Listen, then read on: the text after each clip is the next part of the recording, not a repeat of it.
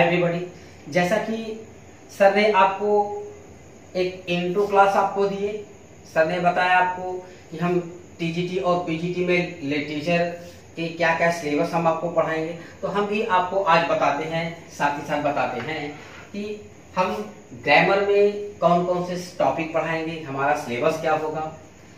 तो ध्यान रखिएगा, हम आपको ट्रेडिशनल ग्रामर तो पढ़ाएंगे ही पढ़ाएंगे, साथ ही साथ जो आपका मॉडर्न ग्रामर है जो इस बार 2016 के टीजीटी और पीजीटी एग्जाम में पूछा था, तो हम उसके अकॉर्डिंग चलेंगे। कॉम्प्रिहेंसिव और फंक्शनल ग्रामर मतलब मॉडर्न ग्रामर को साथ में ले चलेंगे। तो सबसे पहला टॉपिक हमारा होगा क्या, मॉडल वर्ब। ठीक, तो मॉडल वर्ब होता क्या है, इसकी डेफिनेशन क्या होती है, ये कितने पार्ट में विभाजित हैं, ये क्यों यूज होती हैं, ये सारे के सारे आपके कॉन्सेप्ट हम आपको बताते चलेंगे। तो ध्यान रखिएगा, अगर मॉडल वर्ब को हम यूज अगर देखते हैं, इनकी मतलब कितने तरीके से यूज होता है, तो ध्यान देंगे कि मॉडल वर्ब इनके दो यूज होते हैं। पहला यूज होता है इंट्रिंसिक यूज। इंट्रिंसिक यूज वह होता है जिसपे क्या होता है, ह्यूमन बॉडी का कंट्रोलिंग होती है, मतलब उस पे क्या ह्यूमन क्या नियंत्रण होता है उसका। तो इसमें आपका इंट्रिंसिक यूज में आपका आता है पहला परमिशन आता है, क्या आता है, परमिशन। दूसरा आता है आपका ऑब्लिगेशन आता है, जिसमें कर्तव्य विवादा ये सब आता है। तीसरा आता है ओलिशन आता है, हाँ तीसरा ओलिशन आता है। पहला क्या हुआ आपका, परमिशन हुआ, ऑब्लिगेशन हुआ और वॉलिशन हुआ। ठीक, दूसरा होता है एक्सट्रिंसिक यूज होता है। एक्सट्रिंसिक यूज में क्या होता है, ह्यूमन बॉडी का नियंत्रण नहीं होता है, मतलब किसी व्यक्ति का उस पर कोई कंट्रोलिंग नहीं होती है, लेकिन किसी चीज को देख करके वो क्या करता है, उसका अनुमान लगाता है, निर्णय करता है, मतलब प्रेडिक्शन देता है। तो इस प्रकार जो एक्सट्रिंसिक यूज होता है, इस पे ह्यूमन का नियंत्रण नहीं होता है। इसमें क्या क्या आता है, आपका पॉसिबिलिटी आती है। जैसे आज पानी बरस सकता है, तो क्या पानी बरस सकता है, हमने क्या किया, बादल को देख करके ये निर्णय किया ना, उसका क्या किया, हमने अनुमान लगाया ना, प्रेडिक्शन किया ना। लेकिन अब ये कहिए पानी बरस जाए या ना बरसे, इस पे ह्यूमन का नियंत्रण की कंट्रोलिंग पावर नहीं होती है। तो एक्सट्रिंसिक यूज पे ह्यूमन का नियंत्रण नहीं होता है। इसमें क्या क्या आता है, आपका पॉसिबिलिटी आती है, नेसेसिटी आती है और प्रेडिक्शन आती है। ठीक, तो अब ध्यान रखिएगा, अब ये जरूरी नहीं होता है कि एक ही मॉडल वर्ब आपका या तो इंट्रिंसिक यूज हो या एक्सट्रिंसिक यूज हो, है ना, वो दोनों में चलता है। जैसे मैंने कहा, अभी एग्जांपल दिया कि इट मे रेन टुडे, आज पानी बरस सकता है, ये क्या है आपका एक्सट्रिंसिक यूज, जिसमें प्रेडिक्शन आएगा, भविष्यवाणी हम कर रहे हैं, अंदाजा लगा रहे हैं, अनुमान लगा रहे हैं, ठीक है ना, ये चीज आता है। अब दूसरा है यू मे कम इन, तुम अंदर आ सकते हो। अब इस पे क्या है, तुम अंदर आ सकते हो, ये हमने अपनी इच्छा से कहा ना, हम इच्छा दे भी सकते हैं, मतलब हम परमिशन उसे दे भी सकते हैं, नहीं भी दे सकते हैं, ये तो हमारे ह्यूमन कंट्रोल में है ना ये चीज। तो इसी प्रकार जितने भी मॉडल वर्ब हैं, तो इनको क्या किया जाता है, दो तरीके से यूज किया जाता है, दो यूज होता है। अब वो उनमें से एक न एक प्रयोग होगा। अब ये जरूरी नहीं है कि एक ही कॉन्सेप्ट रहेगा, मतलब इसमें भी आ सकता है और इसमें भी आ सकता है।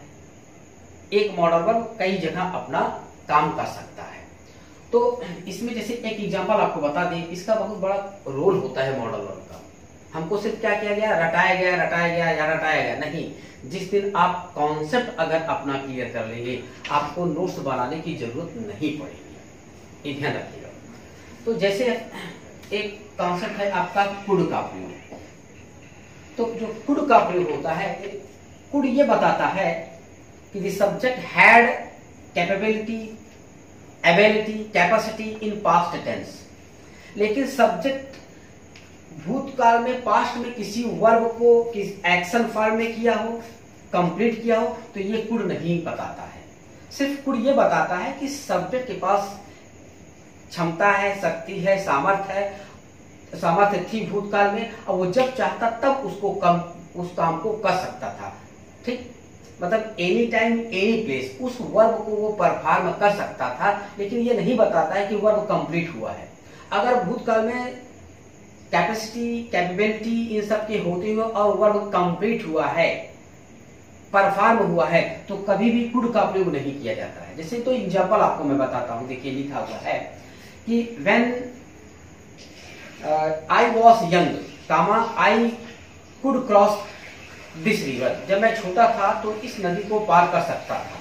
तो मतलब वह जब छोटा था तो कभी भी जब चाहता तब उस नदी को पार कर सकता था, क्योंकि उसके पास शक्ति सामर्थ क्षमता थी। लेकिन दूसरा देखो, when the police was chasing the thief, he could jump over the wall। तो अब यहाँ could का कॉन्सेप्ट एकदम से गलत है। क्यों? क्योंकि जब पुलिस चोर का पीछा कर रही थी तो वह दीवार को फांद सका, तो वहां एक्शन क्या हुआ? परफॉर्म हुआ है ना। तो जब एक्शन अगर परफॉर्म हुआ रहता है तो कभी भी आप कुड का प्रयोग नहीं करेंगे, बल्कि क्या करेंगे? मैनेज का प्रयोग करेंगे, या सक्सीड प्लस इन्फिनिटिव का प्रयोग कर देंगे, या was were able plus infinitive का प्रयोग कर देंगे। तो यहाँ क्या हो जाएगा? When the police were chasing the thief comma he was able to jump over the wall, या he managed to jump over the wall, या he succeeded to jump over the wall. लेकिन यहाँ कभी भी आप कुड का प्रयोग नहीं करेंगे। ठीक, इन सब मॉडल वर्ब में आपका कॉन्सेप्ट आता है परफेक्ट इन्फिनिटिव का। इन्हीं मॉडल वर्ब के कॉन्सेप्ट पे हम आपको पढ़ाएंगे परफेक्ट इन्फिनिटिव। तो परफेक्ट इन्फिनिटिव में आप देखेंगे कि could have, may have, might have, should have, ठीक है ना, इन सब का कॉन्सेप्ट होता है। इसी कॉन्सेप्ट में आपका आता है कैन प्लस परफेक्ट इन्फिनिटिव, मतलब हैव वर्ब थर्ड फॉर्म। ये कैन प्लस परफेक्ट इन्फिनिटिव ध्यान रखेंगे, ये प्रेजेंट को नहीं बताता है। ये किसको बताता है? ये पास्ट के कॉन्सेप्ट में यूज होता है। ठीक, ये प्रेजेंट को नहीं बताएगा, ना तो फ्यूचर को बताएगा। ये can plus have plus verb third form, have plus verb third form अगर मॉडल वर्ब के साथ जुड़ता है तो इसको किस में रखते हैं? परफेक्ट इन्फिनिटिव के कॉन्सेप्ट में रखते हैं, ध्यान रखिएगा। तो ये पास्ट को दर्शाता है, ये कभी भी प्रेजेंट या फ्यूचर को नहीं बताएगा। तो इनमें क्या चलेगा? आपका परफेक्ट इन्फिनिटिव की बात हम आपको बताएंगे, टेंस में आएंगे। तो टेंस के साथ साथ इसमें हम आपको टाइम भी बताएंगे, टेंस एंड टाइम, क्योंकि टाइम के अकॉर्डिंग क्या होता है? टेंस बदल जाता है। जैसे हमने कहा he did not come here at, वह अभी तक यहां नहीं आया। तो ये एट क्या है? ये एडवर्ब ऑफ टाइम है। तो इसका प्रयोग कहां होता है? सिर्फ और सिर्फ प्रेजेंट परफेक्ट में होता है। तो अब ये मत कहिएगा कि हम इसके अकॉर्डिंग हम इसी को ना हटा दें, नहीं, ध्यान रखिएगा। एडवर्ब ऑफ टाइम के अकॉर्डिंग आप टेंस में परिवर्तन कर देंगे तो यहाँ क्या हो जाएगा? He has not come here, वह अभी तक यहाँ नहीं आया है। तो इसी क्रम में ये भी चलेगा। जैसे क्या होता है? एगो का प्रयोग होता है। तो एगो का प्रयोग अधिकतर टीचर या अच्छे अच्छे ब्रांडेड टीचर, दिल्ली के टीचर ये भी लिखवाए हैं कि भैया एगो का प्रयोग आप देखें और आंख बंद करके इसको पास्ट इंडेफिनिट में मार दो। नो डाउट एगो का प्रयोग पास्ट इंडेफिनिट में तो होता ही होता है, साथ ही साथ पास्ट कंटीन्यूअस में भी होता है। जैसे मैं कह दूं कि ही वाज वर्किंग 10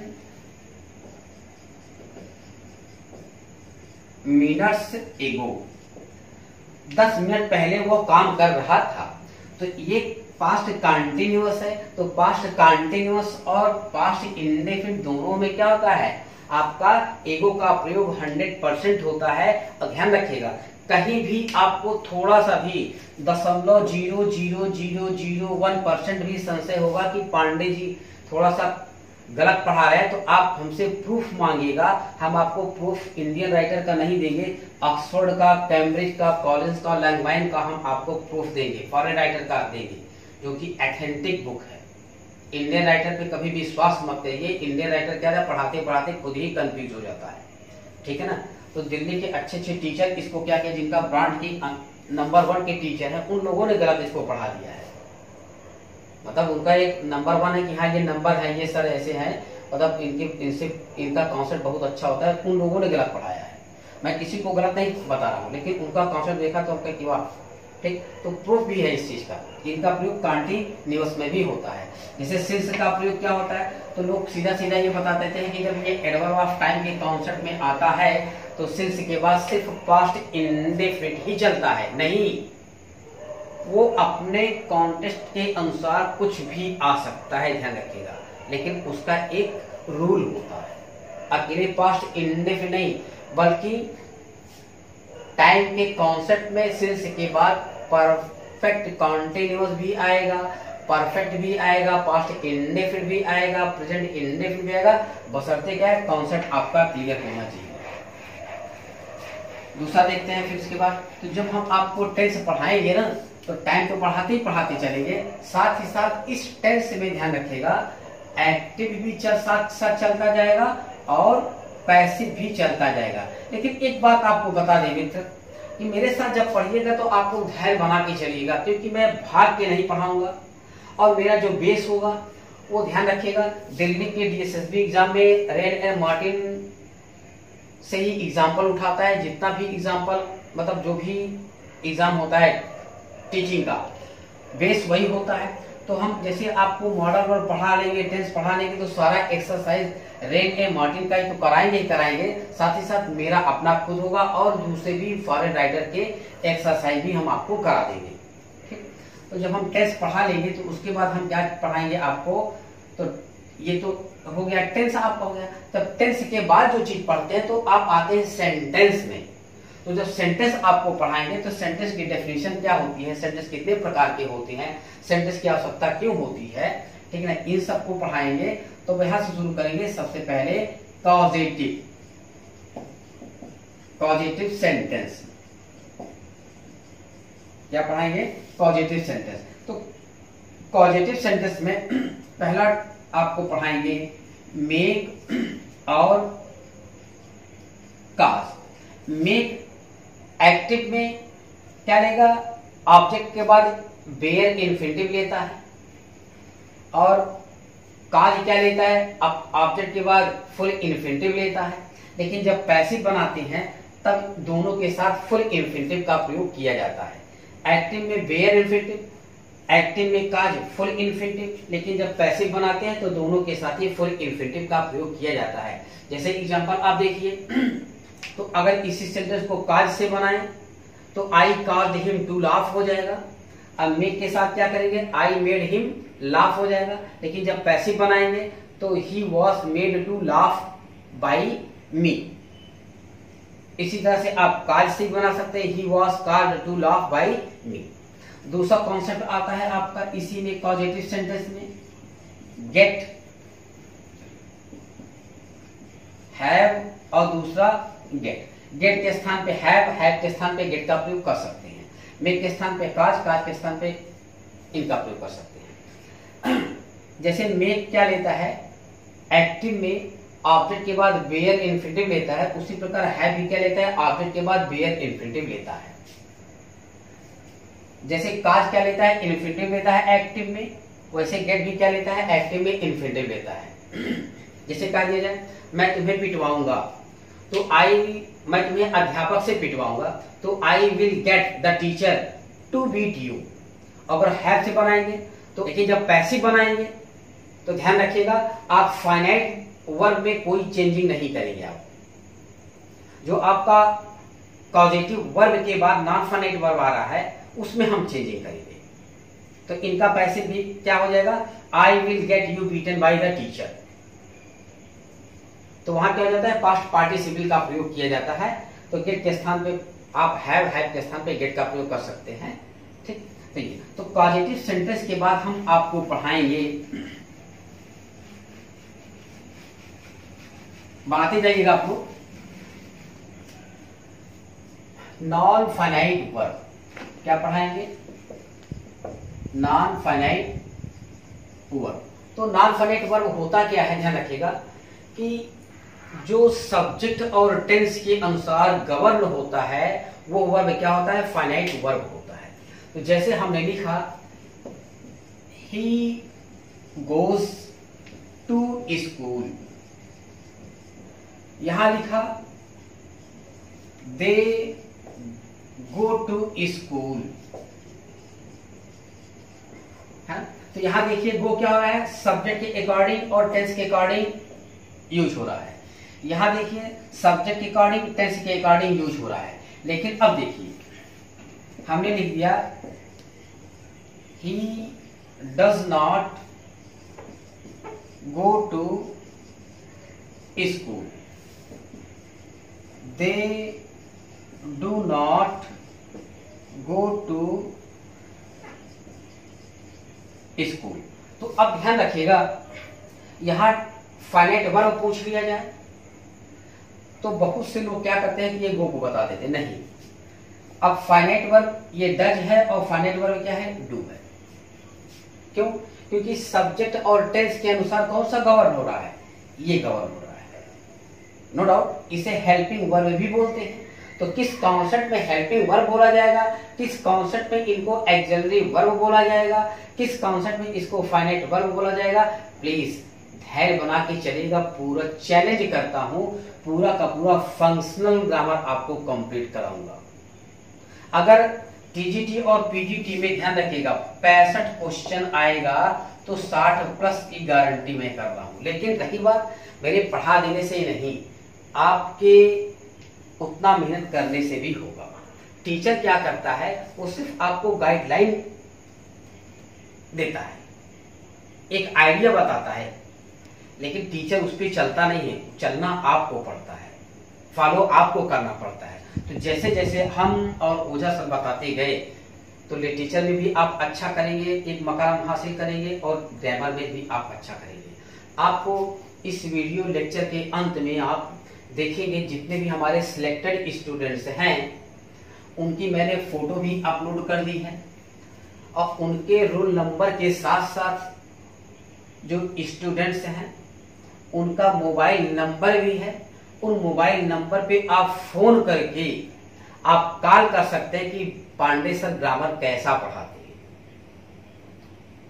एलटी में 76 प्लस स्टूडेंट्स हैं और टीजीटी में उससे ज्यादा लड़के सिलेक्ट हुए हैं इंटरव्यू के लिए और पीजीटी में ऑक्सफोर्ड से 78 स्टूडेंट्स सिलेक्ट हुए हैं। ध्यान रखिएगा, ये चैलेंज है मेरा।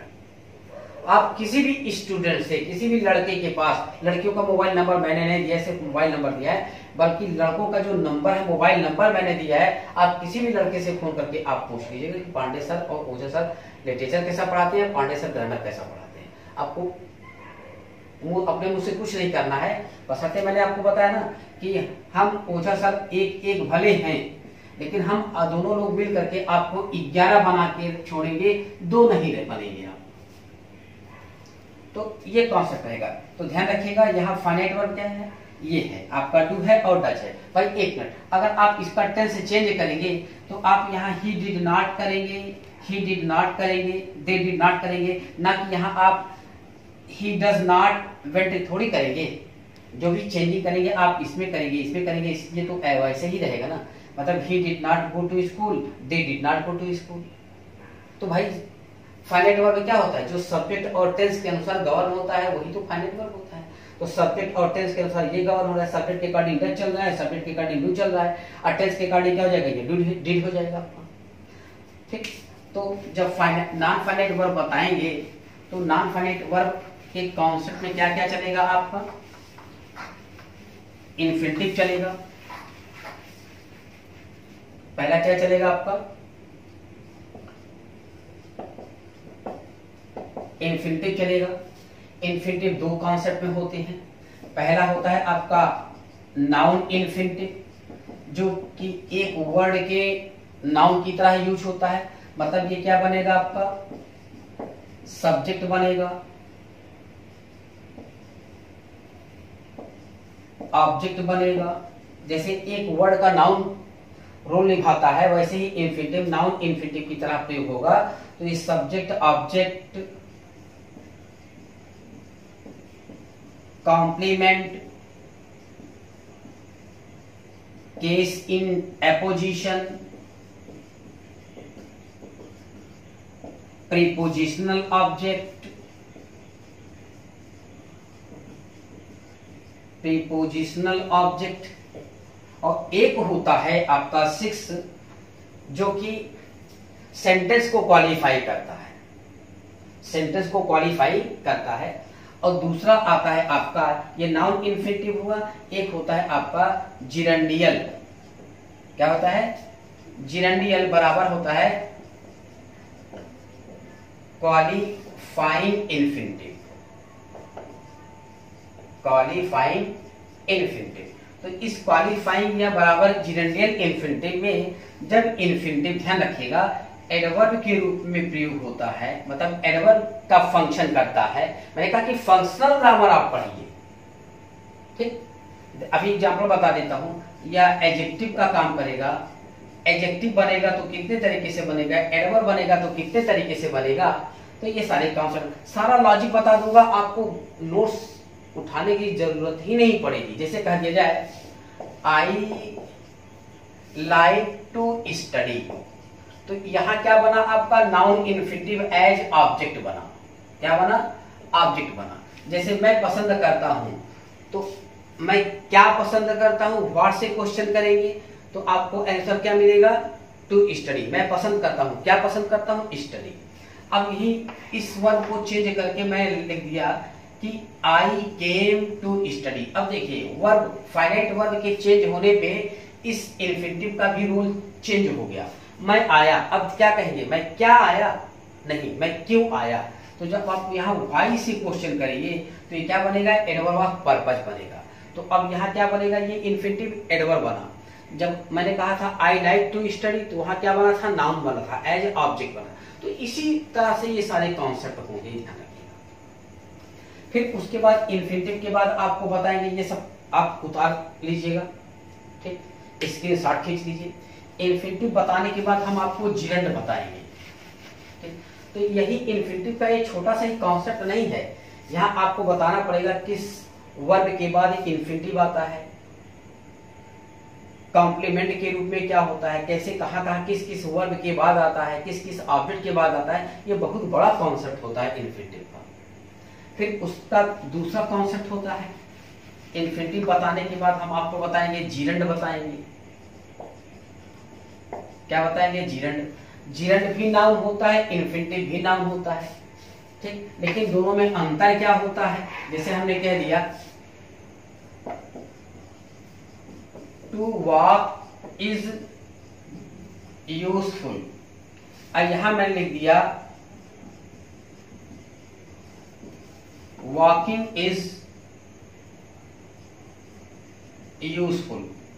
तो जब यहां आपका वही हिंदी में देखिए, आप लोग देखते हैं किताबों में लिखा है कि टहलना लाभदायक होता है, टहलना लाभदायक होता है। तो इसको कहने की क्या आवश्यकता पड़ी, इसको कहने की क्या आवश्यकता पड़ी, दोनों में अंतर होता है, कॉन्सेप्ट का अंतर होता है। क्या होता है, टू वॉक इन्फिनिटिव का मतलब ये होता है कि फाइनाइट वर्ब के समय ये प्रोसेस में नहीं ढला रहता है, ये प्रोसेस में नहीं चल रहा होता है, जबकि ये क्या होता है, ये प्रोसेस में चल चुका होता है, जिसे हम नाउन के रूप में क्या करते हैं, अपीयर करते हैं आपके सामने।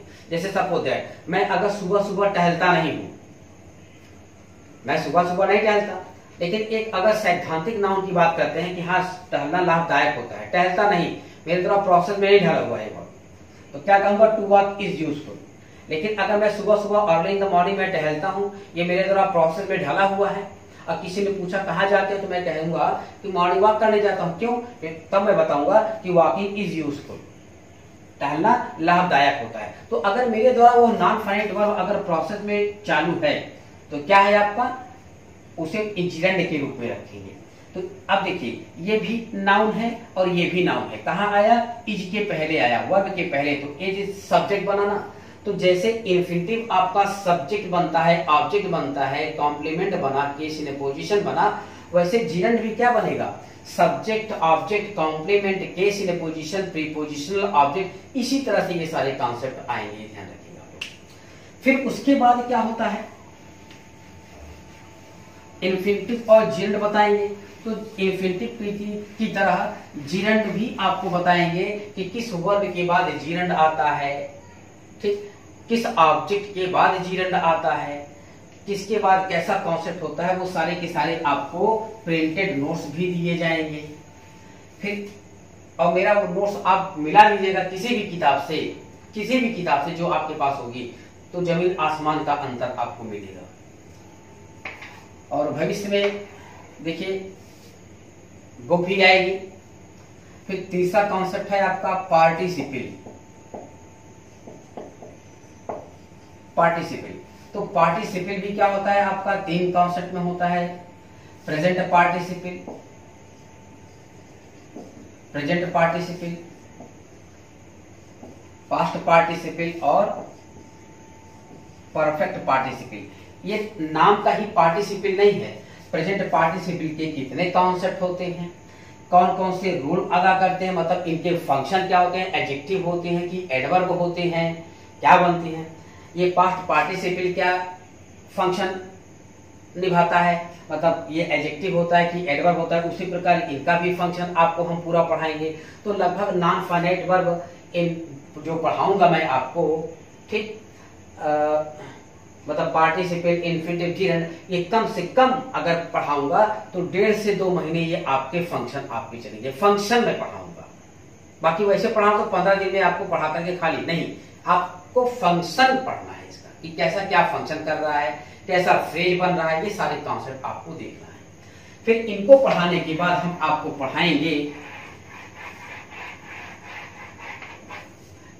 क्लाज पढ़ाएंगे, मतलब क्या पढ़ाएंगे, कॉम्प्लेक्स सेंटेंस पढ़ाएंगे। मैंने कहा था ना कि टेंस पढ़ने के बाद जो भी पढ़ेंगे सभी का सेंटेंस पढ़ेंगे आप, ठीक। कॉम्प्लेक्स सेंटेंस, तो complex sentence is divided into parts. The first one is called principal clause. इसे प्रिंसिपल क्लाज नाम क्यों कहा गया, क्लाज होता क्या है, ठीक है ना, सबऑर्डिनेट क्लाज क्या होता है, ये सारे के सारे आपको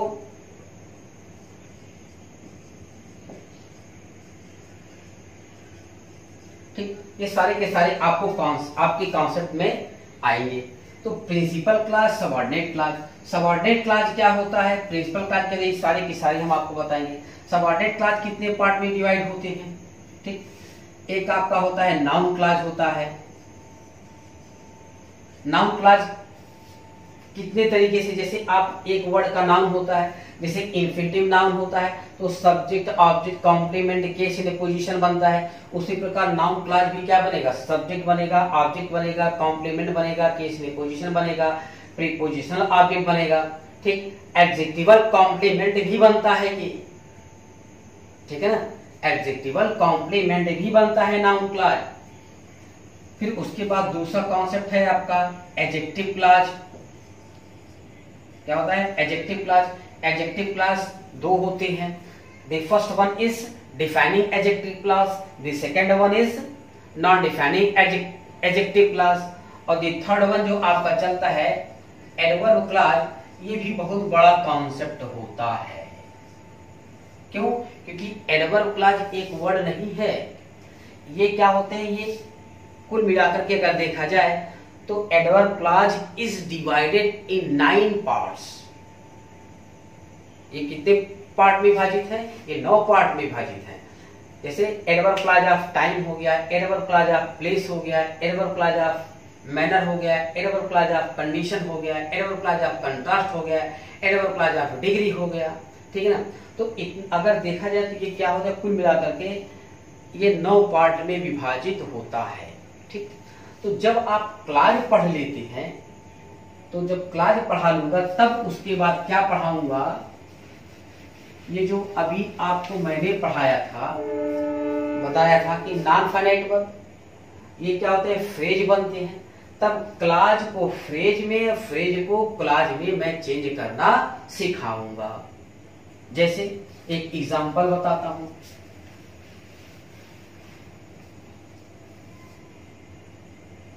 I insisted that he should study.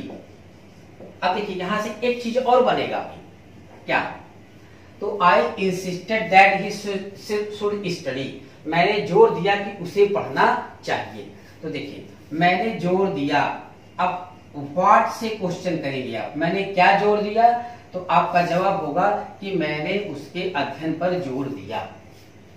तो जब इसको हम फ्रेज में बनाएंगे तो क्या हो जाएगा, इंसिस्ट, जब इंसिस्ट के बाद क्लॉज आता है तो कोई प्रीपोजिशन नहीं लेता है, लेकिन जब फ्रेज आता है तो क्या लेता है, प्रीपोजिशन ऑन लेता है। तो आई इंसिस्टेड ऑन, आज जब इसको क्या करेंगे, पजेसिव एडजेक्टिव में चेंज करेंगे, हिज करेंगे, और स्टडी को क्या करेंगे, अब पजेसिव एडजेक्टिव के बाद क्या आता है, नाउन आता है, तो क्या करेंगे, इसको जिरंड में ही रखेंगे।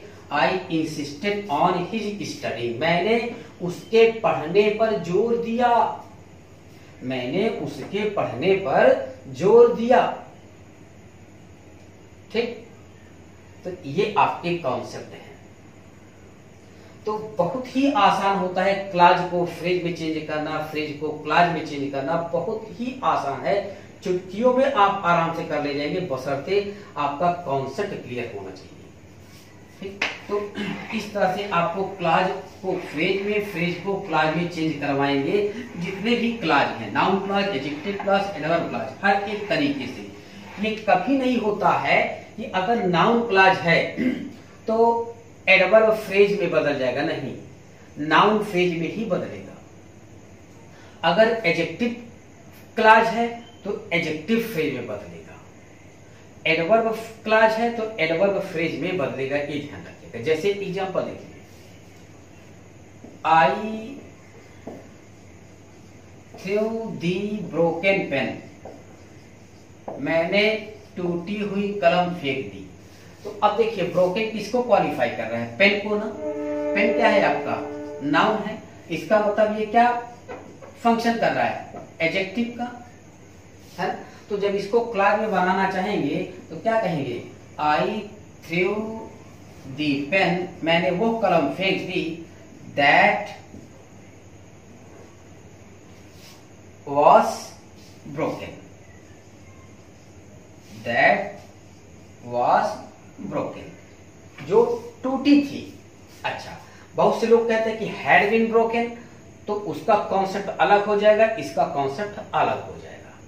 ठीक, तो इस तरह से क्लॉज को फ्रेज में चेंज करना और फ्रेज को क्लॉज में चेंज करना बहुत ही आसान तरीका होता है। उसके बाद हम आपको बताएंगे, जब ये कॉन्सेप्ट क्लियर हो जाएगा तो उसके बाद हम आपको बताएंगे ट्रांसफॉर्मेशन बताएंगे, सिंथेसिस बताएंगे, एनालिसिस बताएंगे, इन कॉन्सेप्ट को बताएंगे।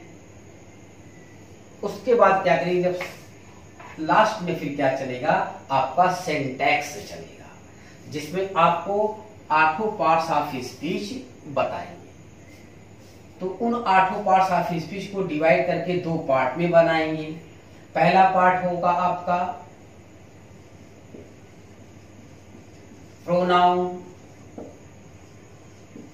प्रीपोजिशन। देखिए मैं एक अलग कॉन्सेप्ट से बताता हूं, प्रीपोजिशन,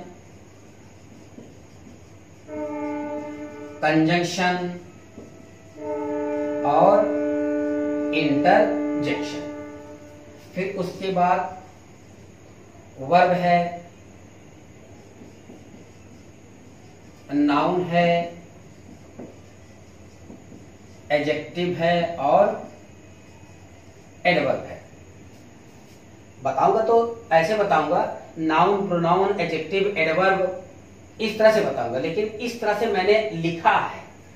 इनको क्या बोलते हैं, इनको रिजिड बोलते हैं, मतलब ये कठोर होते हैं, ये फ्लेक्सिबल नहीं होते हैं। ये जो 4 पार्ट हैं ये फ्लेक्सिबल होते हैं।